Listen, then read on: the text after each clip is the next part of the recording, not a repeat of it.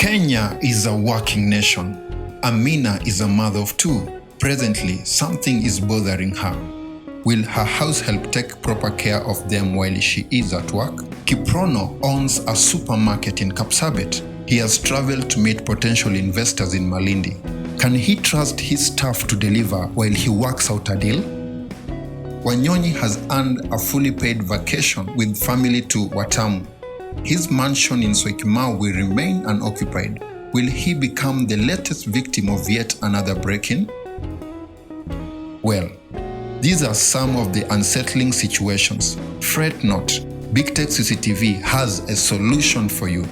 We supply and install CCTV cameras and offer security surveillance solutions. As an esteemed customer, you'll be able to secure your home, business, and property. Also, you'll remotely access and view events in real time. Finally, you'll be able to play back particular incidences and do reviews. Contact us for a customized solution that fits your need and budget.